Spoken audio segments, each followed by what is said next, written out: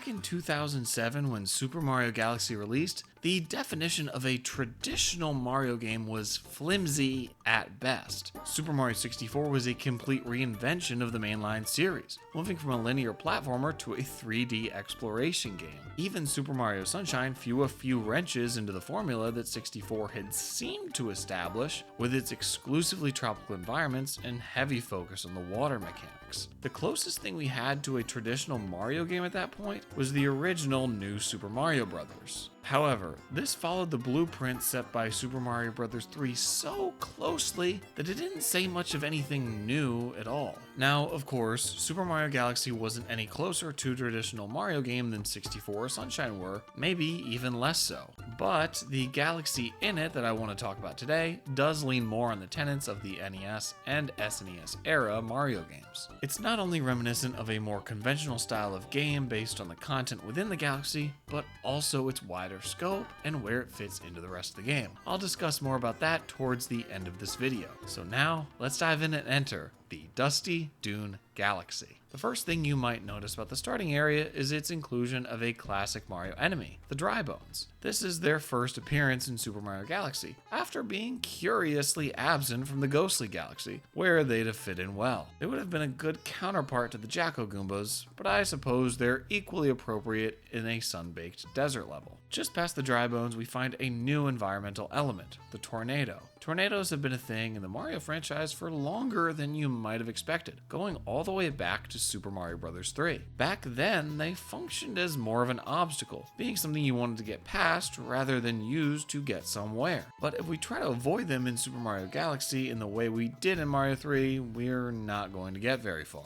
They work almost like a reversed version of the floaty fluffs from the Gusty Garden Galaxy. Once they've sucked us up, we can give Mario a spin, and he'll be able to hover through the air like a helicopter. I really like the Looney Tunesian nature of the mechanic here. There's no physiological reason as to why Mario's spine should be able to spin around so fast and so freely as to give him aerodynamic capabilities, but the visual of it is so humorous, there's no point in questioning it. However, the visual aspect of Mario's arm spinning around like a propeller doesn't serve as just a funny gag. It also has a deeper purpose. Once the player is airborne, the usage of this mechanic is immediately and universally clear. There's no tutorial or NPC popping up telling us what to do. The animation speaks for itself. On this front, it's even superior to the floaty fluffs, because with those, there's no apparent reason why spinning a single-petaled flower would boost us up in the air. But here, the function of this ability is obvious from the start. There's not a lot of power-ups in Super Mario Galaxy, which is maybe a good thing, but there are a ton of little mechanics like this, and they're great inclusions, adding more variety to the gameplay to spice things up when running and jumping might get stale. Running and jumping never get stale, by the way, but it's still good that these things are here. On the back section, these tornadoes follow Mario Galaxy's classic formula of giving us an optional challenge to test out our skills after introducing this new mechanic,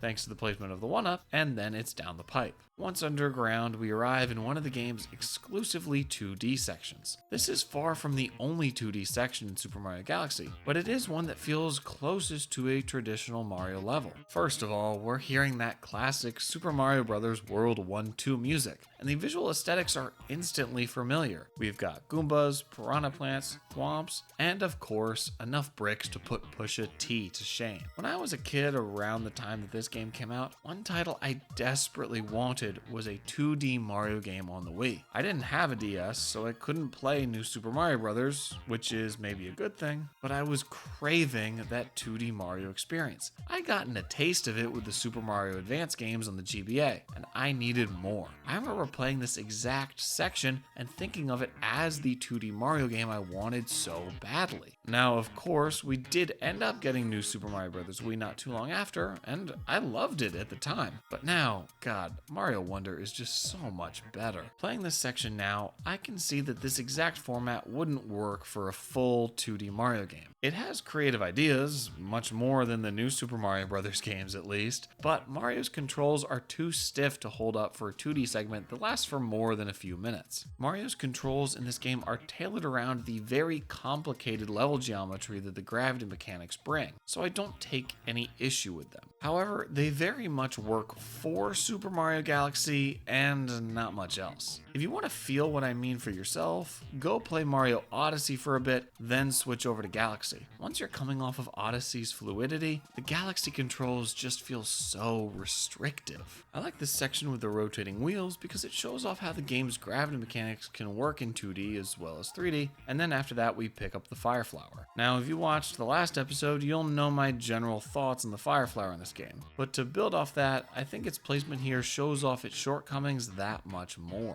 Clearly, this section is intended to be a throwback to the classic 2D Mario games, which the Fire Flower played a major role in. So to see it here in its crude, mutilated form feels like we're visiting a decrepit amusement park. Getting the Fire Flower in one of the classic Mario titles gave you a huge leg up, but here it doesn't allow us to do much of anything we couldn't already. It feels like a 20-second romp with an old ex, but the spark just can't be recaptured. After Mario Galaxy gives us the best Indiana Jones movie of the last 40 years, we'll take the Sling Star up to the mission's final section. The enemy here is called a Cluckboom, and even though it's rare, only appearing in this galaxy, it's one of the more memorable new enemies. I chalk its memorability up to its design, which feels decidedly un-Mario-like.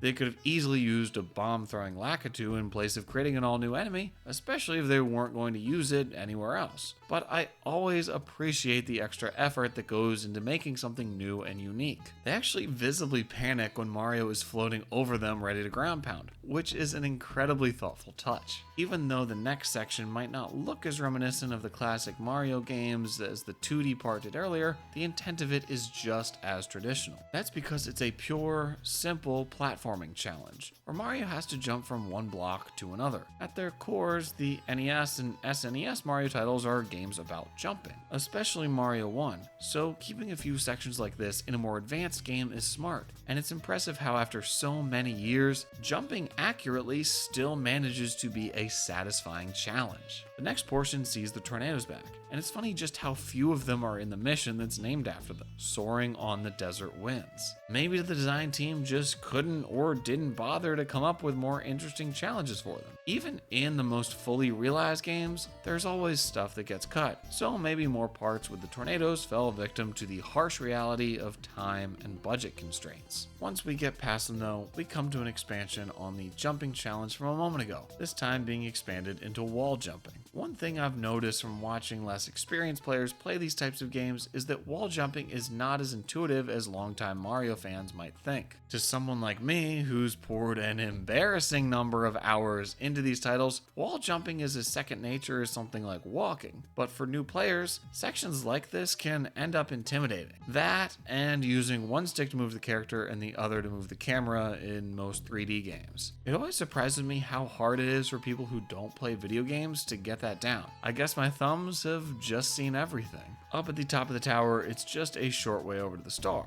In other videos in this series, I've talked about how the star being in crystal at the end of a level feels pointless because there's no challenge to spinning into it a couple of times. But here, it actually does add to the gameplay. The area itself the star is in provides a challenge, thanks to the cascading sand and rising and falling blocks. Getting in position to smash the crystal that houses the star is something we have to work for, so it being present makes sense. Why the stars in other levels are constantly stuck in crystal, I don't understand, but this time it makes sense. The second mission in the Dusty Dune Galaxy is Blasting Through the Sand, which is a title that describes the definite highlight of this level. The first area is missing the tornadoes and dry bones from the last mission, instead being replaced with this ominous circle of sand and a suspicious coin in the middle. I've played enough Dark Souls to know what a trap looks like, and in this regard, Super Mario Galaxy is no different. Once we've defeated the little Pokies, the big one can take a surprisingly long time to pop out, but once he's exposed, he is not too much trouble. It might not be instantly obvious, but in this next little cluster of planets, we can go underneath any and all of them.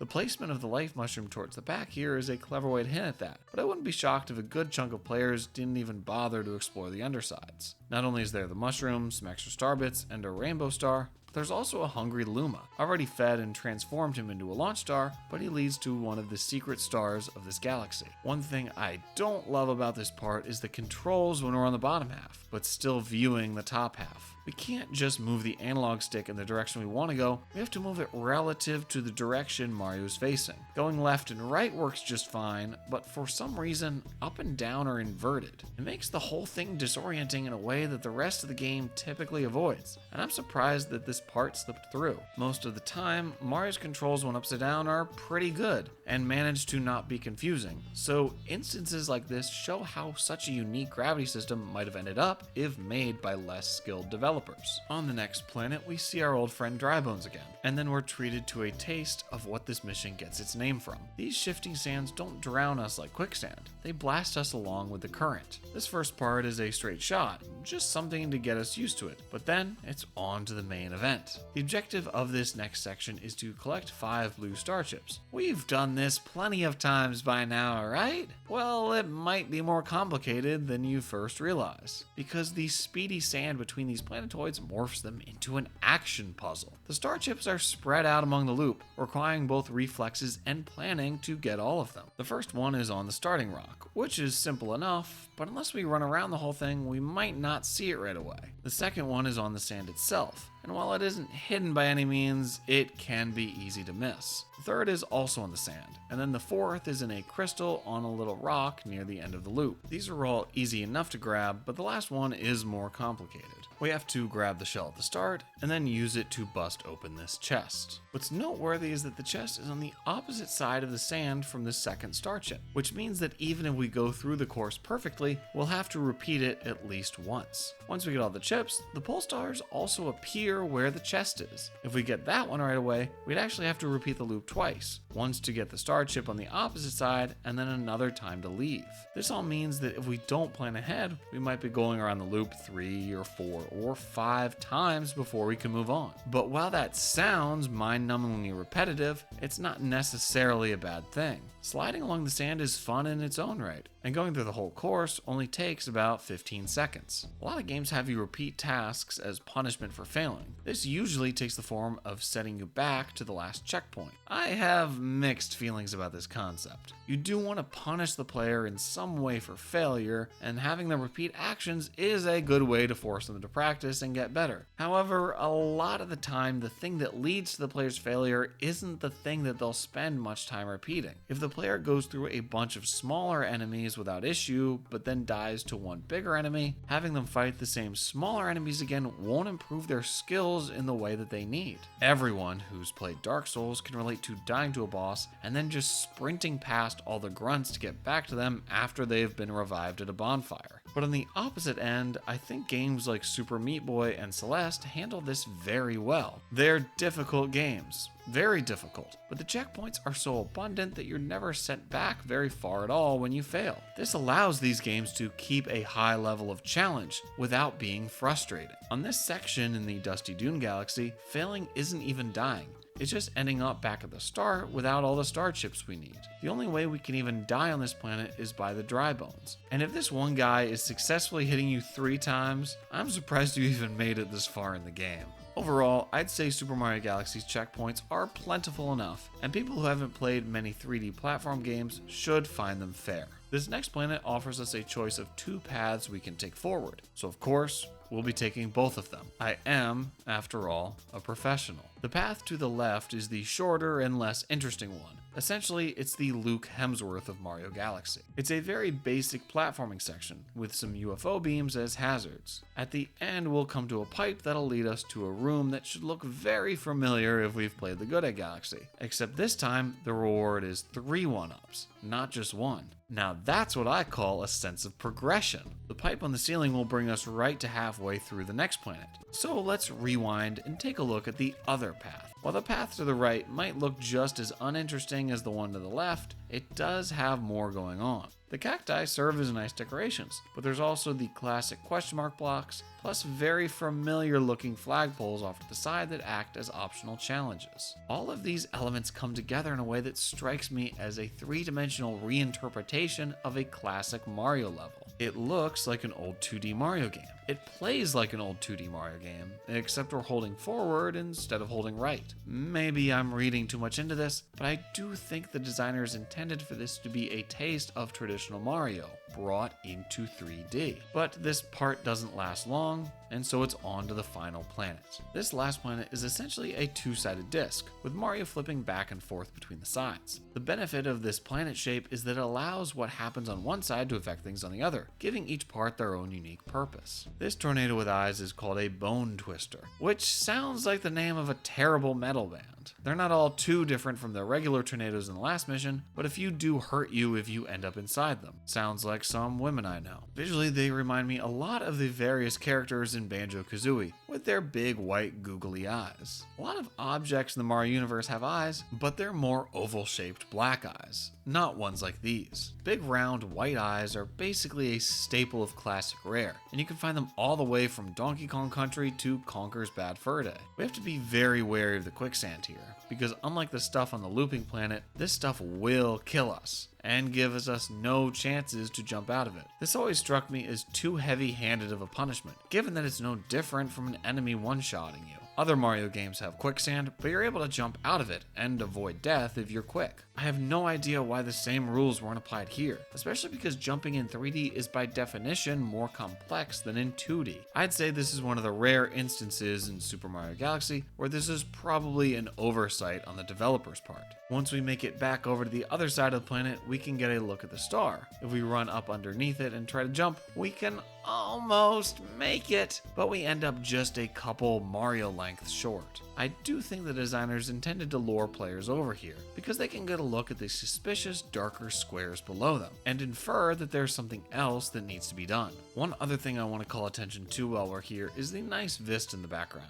I'd hang a picture of that in my office. It's a quick run through this next portion on the Great Walkway, and from there it's back to the other side. This next part acts as both the final section and the halfway point, because what we have to do is climb up to the top of this tower, ground pound the button, and then sprint back to the star. This brings the concept of flipping back and forth between two sides of the planet to full fruition. It's an idea I'd like to have seen done more throughout Super Mario Galaxy, but I'll give Dusty Dune props for including it here. Once the timer is running, we end up looking at the territory we've already traversed through in an entirely new light. These bone twisters wouldn't have been much more than a temporary inconvenience if we happen to get swept up in them on the way over here, but this time they could mean the difference between getting the star and failing. Setting a timer on the player as they make their way over to the star isn't something that Super Mario Galaxy does often, but it does create a great sense of tension with the best possible reward at the end. I'm usually not a big fan of timers in games, but sections like this are a good use case for them. The last portion of a level should be the most exciting, and adding a time limit is a simple but effective way of accomplishing this. Once we've made it up to the top, we can grab the star, thus completing Mission 2 of the Dusty Dune Galaxy. Now let's move on to the final quest, Sun-Baked Sandcastle. The starting area has changed up even more this time, with the first islands now missing and the game launching us straight into the action. I like the way this section is set up. The falling blocks are easy enough to just avoid if you're a new player who doesn't want to take too many risks, but if you're cut from a more daring type of cloth, there's quite a few rewards. The most threatening thing if we're just trying to survive is the Cluck Boom, because there's no way to get over top of him to defeat him. Once we're out of this area, we land on a large disc-shaped planet, whose population is entirely Koopa Troopas and Dry Bones. If you think all the way back to my video on the Space Junk Galaxy, you'll remember how I talked about the more questionable design decisions around Koopas in this game, specifically their quadrupedal nature. This is an odd choice, given that in the majority of other Mario games that Koopas are in, they walk upright the same as many other characters. The strangeness of this decision is further amplified here, seeing as the Dry Bones walk on their hind legs, but Koopas are still on all fours. I'm someone who could and would spend all day asking questions about the rules and lore of the Mario universe. Most of the time, I bite my tongue because I realize the decisions were made in each title are in service of the gameplay rather than the story. However, this is something I can't avoid calling attention to. If the Dry Bones are deceased Koopa Troopas, why do they have the ability to walk on two legs here while the Koopas can't? Do they learn this ability once they've entered the afterlife? Are the Koopa Troopas in Super Mario Galaxy all babies, and that's why they're crawling? And if they are, how can Mario justify the assault and presumed murder of these baby turtles in his quest to reinstate the dictator of the Mushroom Kingdom? If I had the time, I'd happily create a podcast where I discuss all these questions and more, but in terms of the ways I can use my time to bring some benefits to my life, this would probably rank just under learning how to play the bagpipes. So let's choose to leave these questions unanswered and proceed with willful and blissful ignorance. This is another puzzle where we have to collect 5 star chips, and compared to most others in the game, this is probably the one I enjoy the least. It's a decent idea, but the execution, not so much. We have to hit this button for the tower to rise up, and the remaining 4 star chips along with it. Each one has varying degrees of hiddenness, but all a decent dollop of annoyance. There's some we can reach any time once the tower is raised, which is fine, but also some we'll have a hard time seeing unless we spot them while it's in movement. At the bottom, there's one in the cave with all the dry bones, and then towards the top, there's one we can get while wall jumping. But then there's 2 more, and these are the problematic ones. One is in a chest we need to use a shell to open. I know where it is because I've played this game far too many times, but I expect most players would struggle with this. This is the type of situation where the inflexibility of Super Mario Galaxy's camera system becomes problematic. Even in the Nintendo Switch version, we can't simply move the left analog stick to look around. Instead, we have to use it to look only left and right with preset angles, and no up or down. This becomes frustrating in sections like this, which requires spotting things that are either directly above or below us. The only way to really take a look is to go into first person mode and look from there, but with the amount of dry bones swarming us constantly, that's not really an option. This means that a more experienced player will be constantly raising and lowering the tower to try and find all the star chips. The tower has 4 sides, and if we happen to be looking at the wrong one while the star chip we need is on the opposite end, too bad. Looks like we'll need to go and lower and raise it again. Super Mario Galaxy's camera is restricted by necessity, and it does work in the game's favor most of the time. With so many different directions the player could be moving thanks to the gravity, some control does need to be taken away. But in situations like this, where there's no weird gravity at play and the puzzle requires the player to see everything around them, the camera comes up short. It's really something they should have fixed in the All-Stars version, because even if you're playing with Joy-Cons, you have 2 analog sticks. Super Mario 64 and Sunshine didn't have perfect cameras either, but you'd have hoped that by their 3rd try, they would have figured it out.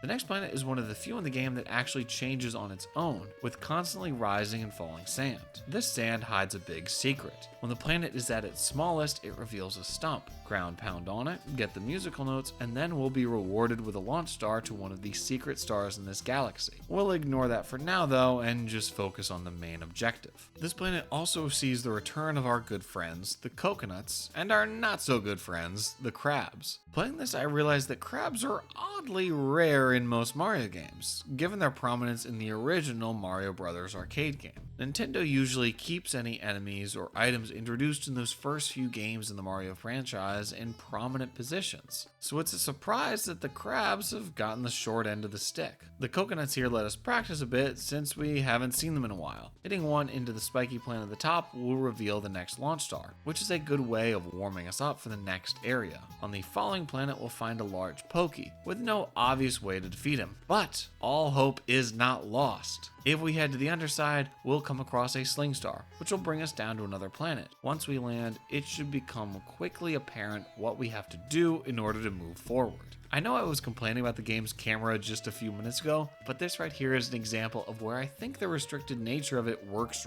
really well. It's positioned in a way that makes the objective obvious. We have to hit the coconuts back to the last planet and then use them to defeat Pokey. I really wish they didn't bother including this big arrow sign. I know it's not too intrusive, but I think the game does a good enough job of making what we need to do well known, so it just feels redundant. A lot of Nintendo games, especially from this era, tend to treat the player like they're of particularly low intelligence, which has always rubbed me the wrong way. Hitting the coconuts from one planet to the other is plenty of fun, and the concept of moving objects between planets is something I wish Super Mario Galaxy had done more of. It makes you feel like you're not just the king of one interstellar body, but multiple. Someone who bends the universe to your whim. The launch star takes us on a brief tour of some of the planets we've conquered on the last 2 missions, and then it's on to get the star. The way we land here is simply perfect. Seeing the star below us makes the objective as clear as the glass we're standing on. Immediately upon our arrival to this planet, we know exactly where to go. Once we drop down and make our way inside the tower, the sand will start to rise, which acts as another natural time limit in a similar manner to the last mission. This can be one of the more challenging sections of the game, but not for a good reason. Being upside down, it suffers from the same problem we dealt with back at the beginning of the last mission. We have to move the stick relative to Mario's direction, which feels completely unintuitive and at times downright frustrating. This part definitely could have used a warm-up section before it, as a way to get us used to Mario's controls when upside down. The game is good about this otherwise, so it's a surprise they didn't seek to include it. When you do get to the end of an annoying section like this, the payoff isn't as gratifying. And especially as this is the last mission in this galaxy, it can leave a bad taste in your mouth. But overall, I like the Dusty Dune Galaxy, and I appreciate how it brings some traditionalism into what's ultimately a very non-traditional Mario game. Throwbacks can be a ton of fun, especially if what's being thrown back to is something you have a nostalgic love for. Many Mario games have their designated desert level, whether that's Desert Land from Super Mario Bros. 3, Shifting Sand Land from Super Mario 64, or newer ones like the Sand Kingdom from Super Mario Odyssey. And in terms of living up to these standards set by these other iconic locations, the Dusty Dune Galaxy absolutely delivers. It does things that other galaxies don't, and is able to bring in new ideas while still revisiting old ones. The placement of this galaxy and the ones near it is also very telling. The main archetypes of a Mario level you'd probably think of first would be a grass level, desert level, ice level, and lava level. Well, the Dusty Dune Galaxy is in the bedroom dome within the Comet Observatory. And what are the other galaxies in the bedroom? The Gusty Garden Galaxy, which is a grass level, and then the Freeze Flame Galaxy, which doubles as both an ice and a lava level. Within this one very specific section of Super Mario Galaxy, the designers have put in all the typical types of worlds you might expect from a Mario game. I have no doubt that these placements were intentional, and I find it really impressive how they were able to create this game within a game. But once again, we've come to the end of this galaxy, so it's time to move on to the next. And speaking of throwbacks, this next galaxy is actually a throwback to another galaxy in this very game. So join me next time and we'll be chasing down bunnies, getting chased down by cataquacks, and trying to not get too dizzy in the Gold Leaf Galaxy. I hope you'll join me there.